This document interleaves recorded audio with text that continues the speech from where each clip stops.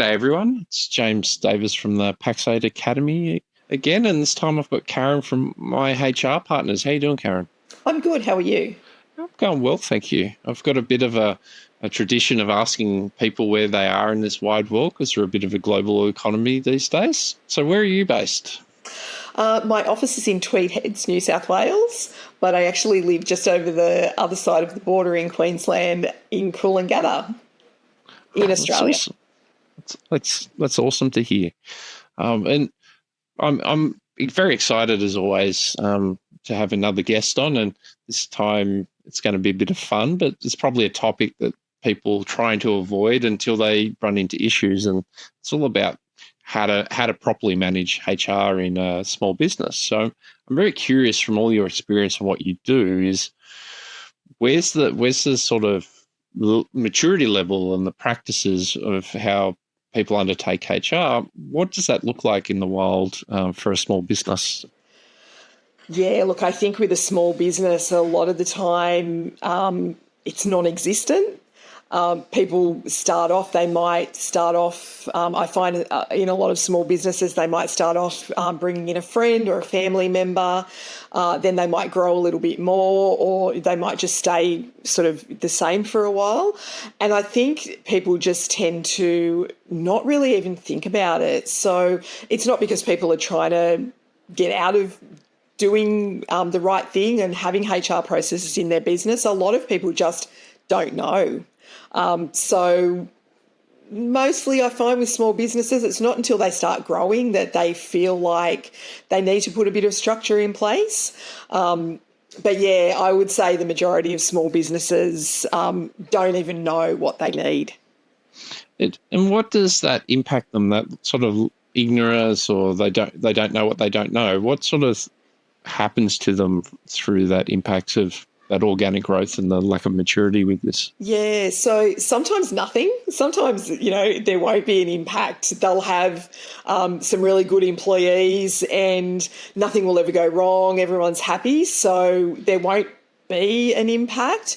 But what I find is quite common, there could be issues with pay. So sometimes if you're a small business, you don't really know what an award is or what minimum pay rates are. You just start off by saying, okay, I'm bringing someone into the business. This is what I'm going to pay them, and off we go. That's fine. But sometimes because award pay rates and minimum wages increase every year, sometimes you'll get yourself in a situation where you don't even know that all of a sudden you start underpaying someone. So I find a lot of the time it's the not being sure about the correct pay rates and what people are entitled to. Even things like what leave people are entitled to. I know sometimes when I have conversations with small businesses, they'll, I give them details about leave entitlements, and they'll say, oh, yeah, I'm not going to worry about giving those leave entitlements. I'll just give them the annual leave and the sick leave, not realising that all of those other types of leave are actually legislatively required. So I find a lot of the time it's just educating people. They just don't know. And like you said, a lot of the times people get away with it, but they don't have any negative impacts. What happens when that catches up with them? What's sort of the risk of not doing this right?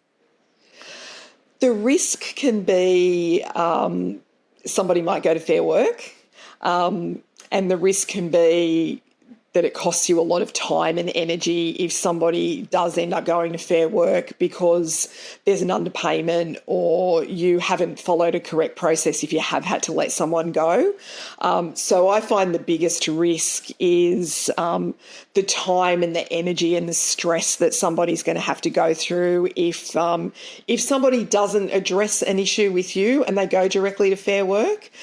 So it's the compliance issues of not understanding what even the risk might be until it hits you. And so that sort of compliance side and what you just said there around the risk of burning a whole lot of time and mental energy, because like you said, most people here aren't trying to rip people off. We're just trying to be good employers. What are the sort of things that we can start to roll out from a practical sense to mitigate these risks, and I guess have better structure for our employees as well. Yeah, absolutely. And you're 100% right. The majority of the small businesses that I've had dealings with, people aren't out to rip their employees off. They're not out to do the wrong thing. It usually is inadvertently they haven't known something. So I think the thing is educate yourself as a small business owner in relation to, what award might cover your employees. And if you don't know what an award is, you can go onto the Fair Work website. There's some great information on the Fair Work website about things like awards and pay rates and entitlements. So I think the number one thing is make sure you understand what those things are. Make sure that you do understand where to find that information. And like I said, the Fair Work website is a great place to start. It's got lots of really great information. If you happen to have an industry association, that's another good place that you can look at. Business chambers often will have help and advice as well. And then there are people like me as well. So you can get advice from HR advisors, consultants. But I think the thing is, it really is about making sure that you do understand what those compliance things are. So having an employment contract, making sure you understand what needs to go on a pay slip, the fact that you've got to give people a pay slip every week, or fortnight, or however often you get paid. Sometimes, I'll see people complain and say, oh, I'm an employee and I haven't received a pay slip for 6 months. It might not be because the business you work for is trying to rip you off or do the wrong thing. They might just not have the right systems in place. They might not even know that that's a requirement. So I think the biggest thing for small business owners, it doesn't have to be expensive. You don't have to, subscribe to, an expensive provider. As long as you know where to go and look for the information and make sure that you are covering yourself, and that you're also open to, if your employee asks you a question about something, that you go out and find out the answer. Yeah.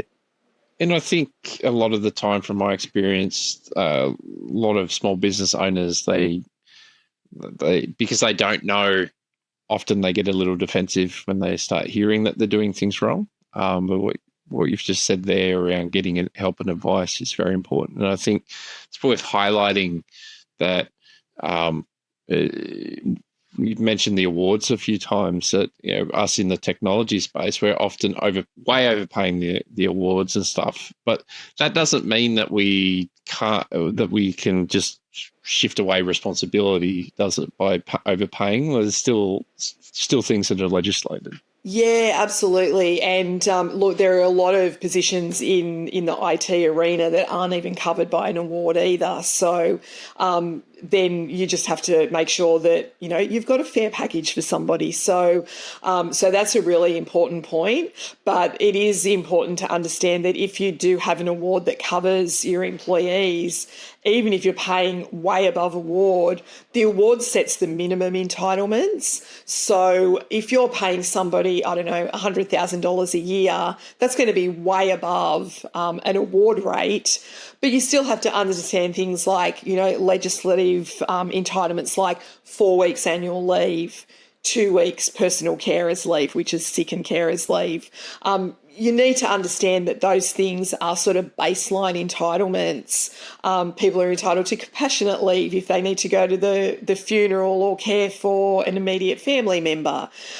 Those types of entitlements, a lot of those sit outside of an award as well, and they're covered by the Fair Work Act. So again, making sure you understand what those things are.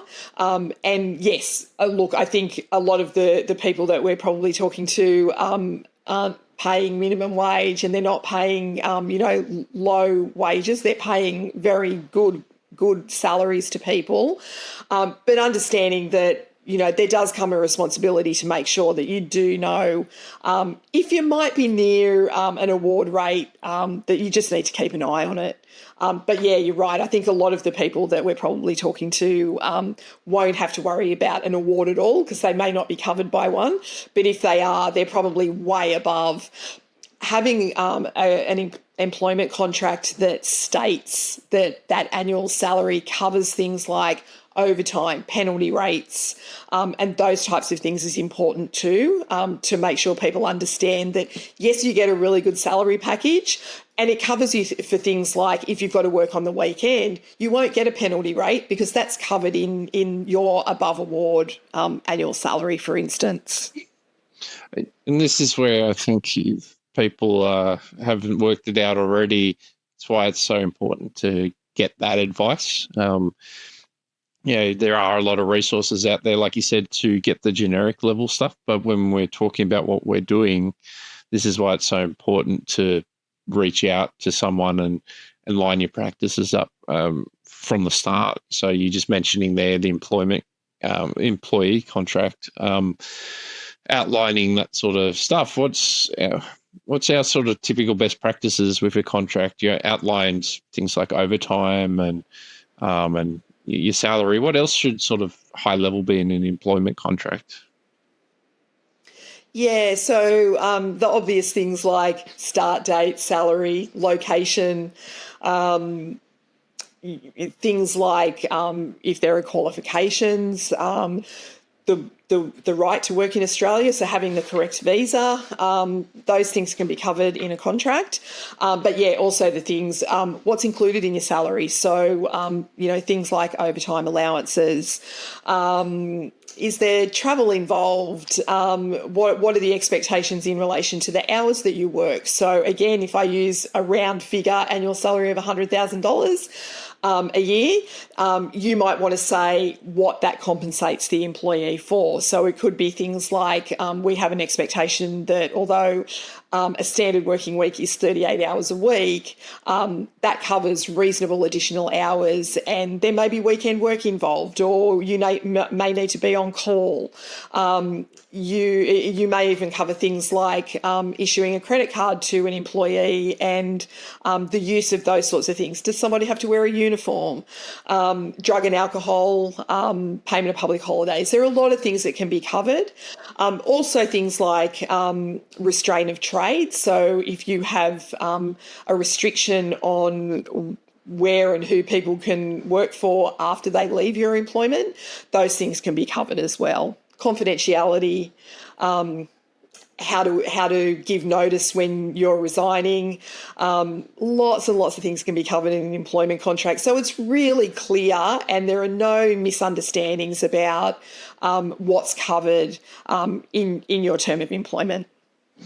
In the employment contract isn't just for me as a small business owner. It's not just there for me to screw over my employees. It's that what you're saying is that clarity for both sides to get rid of any ambiguity. Yeah, for sure. You can have a verbal employment contract, but it's hard to prove. So having a written employment contract is always going to be better because, as you say, it covers both parties. So it's not just about an employee getting all the details. It's the employer being clear about what their rights and responsibilities are and what the expectations are of their employees. So it's a great way to start the relationship too, I think. If an employee gets an employment contract, they might get, a bit of an orientation or induction process. They feel welcome in the business straight away. So they feel like, yeah, this business has really got it all together because I've got an employment contract. I'm clear about what my entitlements are, what my rights and responsibilities are. And that comes with an employment contract and also some policies possibly. And I think importantly, a good induction orientation process. So people feel welcome in your business from the first day they come here. And you mentioned the sort of the policies. What are the typical policies that we want in place to help the employees understand expectations, but also make sure we're covering regulation or any other sort of risk or issues? Yeah, so there are a few that are sort of, explaining some legislative responsibilities, rights and responsibilities. So things like harassment and bullying, discrimination, those types of things. But then there are also things like drug and alcohol policy. So you can explain what's appropriate and not appropriate in the workplace. Those sorts of things can even cover, if you've got to go and do some networking for your business, for the business that you work for. So it can talk about, it might be appropriate to go to an out of hours networking event and maybe have a drink, but what's appropriate, making sure that if people do go to an out-of-hours event that they're responsible in relation to not drink driving on the way home, those types of things. A leave policy is another really important one. And from the point of view of what are my leave entitlements as an employee, but also how do I apply for leave? How many weeks' notice do I have to give if I am going to apply for annual leave? How do I inform my manager if I'm sick? So all of those things can be covered as well. But it also gives the employee understanding of what their entitlements are in relation to leave. Code of conduct's another good one because it sort of sets like the rules of the business in relation to expected behaviour and conduct as an employee and what the business expects.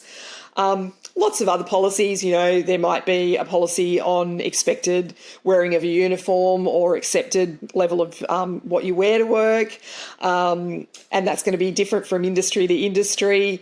Social media is another big one, making sure that people understand what the business expectation is in relation to posting on social media. A lot of employees might have an element of social media posting on behalf of the business. So setting out the rules in relation to, what's appropriate, what's not appropriate. And so how do we sort of manage this process of the policies and the contracts? It's not just writing it and chucking it out to them and we're done. Well, I assume there's more to it. Yeah, that's a really good point. And I was talking to somebody about that today. It's a really good idea to have some policies in your business. So you might have, a policy handbook that has a number of policies, but just issuing it to somebody, getting them to sign to say they've read and understood it, and then packing it away, at least you're covered from a compliance point of view. But did your employee actually read the policies? Do they actually really understand them? Having them sign to say they have is going to cover you if you've got to take disciplinary action on something they've done wrong, for instance. But I think as an employer, you really want to make sure that people have actually read it. So, in a team meeting, you might want to talk about a particular policy each time. So, if you've got a staff meeting, you might say, okay, well, today we're just going to spend a 5 or 10 minute part of the meeting just going over the leave policy and getting people to ask questions if you're not sure about something. So I think it's a really good idea to make sure that you're always talking about the policy so people feel comfortable asking questions about them. But they can also get the idea of the practical application of those policies. So it's not just something that you got emailed or something that you had to sign off electronically, or even if you've been given a paper copy of, 100 pages of policies, that it's more meaningful because you're always talking about those things. And that makes a whole lot of sense to be a lot more proactive about it. What other sort of proactive practices should the listeners be thinking about when they're thinking about HR? I think communication's a big one in HR, making sure that your employees know that you're approachable and that if they've got concerns or they've got a question, that they can come and talk to you about those things. We're all human, it'd be very easy to try and say employees should come to work and never bring personal problems into the workplace and never be affected but realistically, sometimes people's performance might be affected because they're dealing with something outside of work. So I think if you've got a really good culture in your business where people know that they can come and talk to you about those things, you probably won't even end up with a performance management issue because you've been able to have a conversation with somebody about the fact that I've got a few things happening outside of work And I'm really struggling with some of my work at the moment. So you might be able to come up with some ideas of how that person can cope with those things in a work sense. Might be some flexible work arrangements. It might be, some allowances for a week or two if somebody's got something that they're dealing with.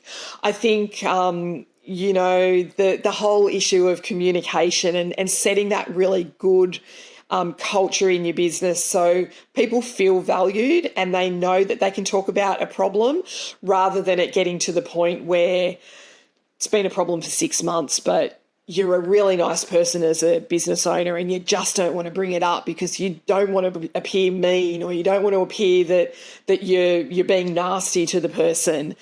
That's going to make things worse if you don't approach things as soon as you can. And the way you approach it can help too, being understanding, providing support. Does the person need a bit of extra training or mentoring? So I think it's really that communication, having a great place to work and having that really clear communication will help. And having that open door policy so people can feel comfortable coming and telling you if they've got a problem. And that might be something outside of work that's impacting their work, or it could be a problem in work that they need help with. That's some great advice. And what springs to me now is you're doing that good stuff. You're being you're more proactive with your communications. When do things flick into actual performance management, and what should good performance management actually look like? Yeah, so I talk to businesses a lot about, when to start the process. And I think if you can have that good communication, it might start off informally. So you might just informally say, look, I've noticed that you've been struggling. What's happening? What's going on? And you might be able to sort of solve it informally, give the person some support, some mentoring, some training. They might pick it up and that might be all you need. But if you've had those informal conversations or it's something more serious, then it's really good to understand implementing a process to bring the person in for a formal meeting, invite them to the meeting, give them notice of the meeting, let them have time to bring a support person if they need to. I find a lot of the time people won't bring a support person. They're happy just to attend the meeting, but it is something Fair Work like to see. And then you can formalise it. So if it's a matter of having to put in a performance improvement plan, that you talk to the person about that and that you set goals and you set times when you're going to review how the person is progressing to meet those goals. If they don't meet the standards that you've set, they might need to get a formal warning. Then if you meet again and you're progressing that and you're monitoring that progress and they're still not meeting the goals and the targets you've set, they might get another warning. So it's important to make sure that you do have that process in place. So if you have to get to the unfortunate position of having to terminate someone's employment because they just haven't improved, if they do go to Fair Work, you can show that you've been really fair about the process.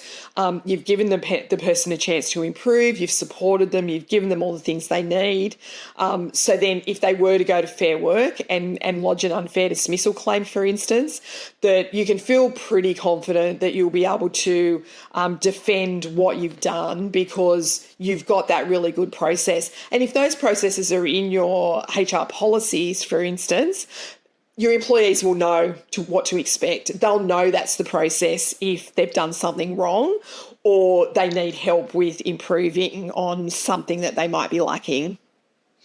I hear a lot of times small business owners have the opinion that it's just you can't sack staff. It's not possible. What you're describing there is just a fair and reasonable process to give an opportunity for someone to improve. Yeah, you absolutely can terminate people's employment as long as you have followed a fair process. There's also a probation period. So I usually recommend 6 months to put that as a probation period in an employment contract. And then if somebody's not performing in that probation period, it is simpler to terminate somebody's employment within the probation period. There's also another period, and it's called the minimum employment period. So for a small business with less than 15 employees, that's 12 months. For a business with 15 or more employees, that's 6 months. So it's an easier process if you're within that minimum employment period or probation period to be able to move someone on if things just haven't worked out. They might not be a good fit for the position or the business.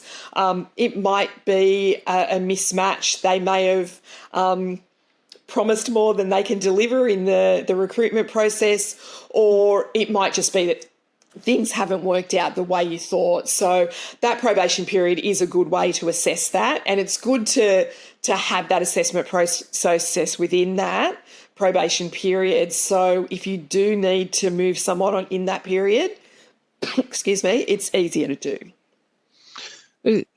And that makes sense. I think what I'm getting from this conversation today is a lot of it's just setting up simple practices and making sure you maintain that as you continue on in business and not sort of get complacent about it.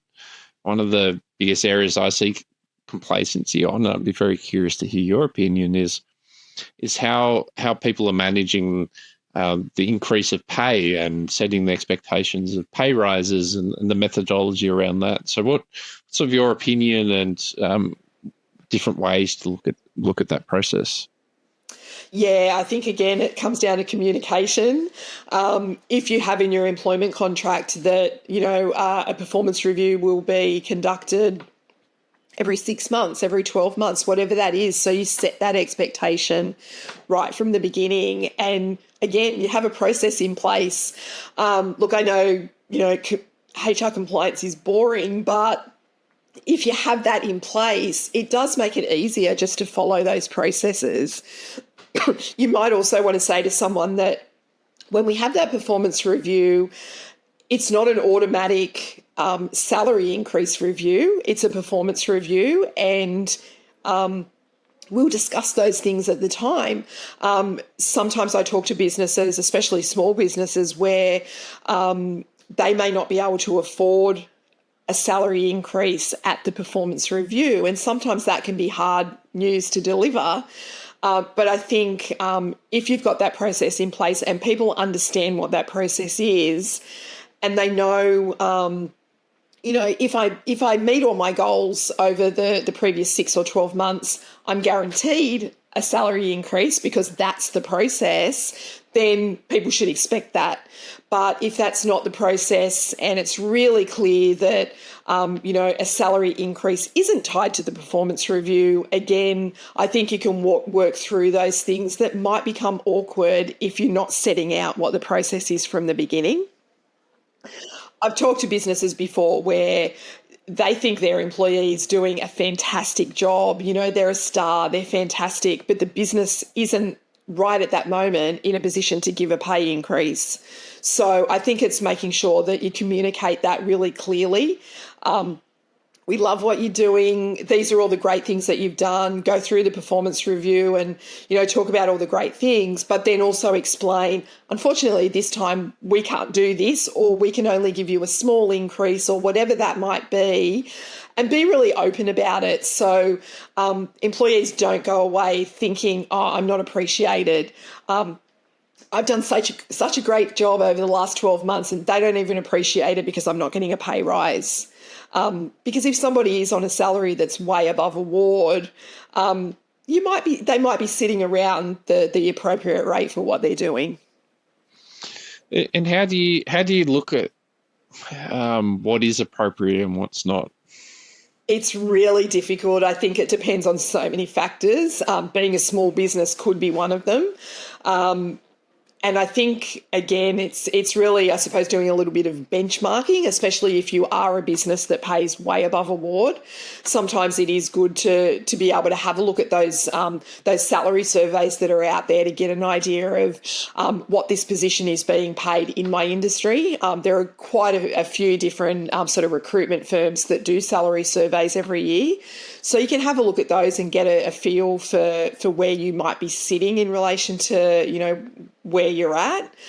And sometimes looking at places like, job boards, Seek, things like that, and getting a feel for what's being advertised out there. I find a lot these days, positions that are being advertised aren't necessarily advertising salary, so that can be a little bit more difficult. But I think you've got to use the award rate as the absolute base. That's the award rate. That's the minimum entitlement. But as we said earlier, like if you're on a salary that's way above, it can be a little trickier. Some businesses I work with will set up a bonus or a commission or incentive structure where, there's a base salary, and then if you hit these targets and you hit these goals, you'll get a dollar amount or a percentage amount. So there are a few different ways you can do those things, and it depends on the type of business and how your business is structured as well, and bottom line, if you can afford it. And I think I'd point out is with the market these days, you can't be complacent around just leaving people's salaries on the same for years and years and years. They only need to look up and they'll go earn a lot more than what they're doing now, and that's a lot more costly. So again, it goes back to that proactivity and process. Yeah, absolutely. That's a great point. And I think you can't afford to be complacent and say, oh, well, I pay $40,000 above award per year, so I don't have to worry about it. My employees haven't had a pay rise for 5 years, but it doesn't matter because they're on a good salary, because people will look elsewhere. A pay rise isn't always the most important thing on people's minds either. So you've got to look at the balance of all of the other things.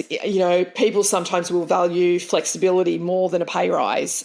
They might value being able to work from home either completely or for part of their time. So there are lots of factors in relation to what makes people happy and what makes people stay. But let's be honest, everybody loves a pay rise. So you do have to make sure that you are still on par with the industry benchmark, and hope that you're keeping your employees happy so they're not looking elsewhere to a business that might be paying a fair bit more than what you are. And it's been a very interesting conversation, and it's like you said very early on in the piece, a lot of people find this boring, but I think that's more the excuse is I don't know what I don't know, so it's more uncomfortable. So as we've gone through all of these different topics, I'm very curious to get your sort of your wrap up of like what should people really be thinking of as they look at HR, and what should they do if they've identified from this conversation that they've got room for improvement? How do they get started? I think the thing, like I said earlier on, is just make sure you educate yourself so you do understand what you should have in place. So if you're a business and you're listening to this and you think, okay, I've got nothing in place, think about the risk that you might have in your business if you don't have these things in place, and find a provider that can help you with that. I think a lot of the time when you go into business, you get yourself a bookkeeper, you get yourself an accountant, but a lot of the time you don't even think about having HR support, because a lot of the time you don't even know it's something you can get. But I think, just make sure that you do understand where the risks might be as well, so you can cover those risks as much as possible. And I think a big risk is making sure that your employees are happy, that they're not planning on going somewhere else. So, recruiting people is expensive. So you want to make sure that if you've got somebody who is doing a good job in your business, that you're doing everything possible to keep them there. Making sure that you've got a little bit of structure. It doesn't have to be expensive. You don't have to be signing up to, a 5-year contract with somebody that's going to charge you tens of thousands of dollars to look after your HR. You just have to satisfy yourself that you've got the basics in place and you feel comfortable with the level that you have in relation to, it might be a HR system, but it might just be some policies and contracts in place. So you feel comfortable that you've got what you need in place and you also know where to go to get the answers. Right. I think that's super critical, is not to try and overdo this and get too mature. It's a continual improvement journey. Make sure you've got something in place, then keep cycling and keep improving as you go. And it's very much what you're talking about and describing for the working with the people and your employees, being proactive and continually communicating with them and improving your relationship with them, and then managing those issues as they start to come up, dealing with them before they become a major problem. I think way too many people aim for the 100% best practice rather than seeing this as a long-term journey. Yeah, and I think that's the thing. As long as you're comfortable with what you've got, some businesses will only be comfortable with having every little policy they need. Other businesses will say, I don't need to go to that extent, but this is what I need, and I'm happy with this level of compliance that I have. So every business is going to be different. Like I said, I know some of my clients have a cloud-based HR system.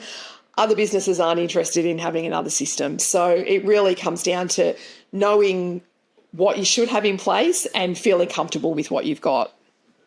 And that's where getting advice is important, because if you don't know what you don't know, it's very hard to make clear decisions, and that should be fairly obvious to all of us, especially when we're dealing with regulation and legislation and compliance from a cybersecurity side. This is just the same with more humans involved. Yeah, and I think the thing is too that's really important to remember is don't be scared if you have made a mistake. If you didn't have something in place or you've discovered that you didn't give somebody an entitlement they should have had, or, for businesses that are paying award rates or close to, if you've discovered that you have been doing something wrong or you've underpaid somebody, the main thing Fair Work want to see is that if you discover something that you've done wrong, to fix it, to get the help you need and to do your best to fix what you've done. So I think don't be afraid to reach out and ask for help if you are in that position, because everyone makes mistakes. Small businesses are doing their best to do the right thing, and people understand that you're not out to try and rip your employees off, but sometimes you might make a mistake or because you didn't know something or you didn't know where to go looking. So I think that's important to remember. Don't be too hard on yourself if you do find that you've done something wrong, because it's usually easily fixed. It's a great point to wrap up on, and it's been a great conversation. I hope the listeners are taking a lot out of this and can take steps to maturing their practices irrelevant of where they are on their journey. So thank you so much for joining me, Karen, and no doubt we'll get you back on in the future to talk more. No problem at all. Have a great day.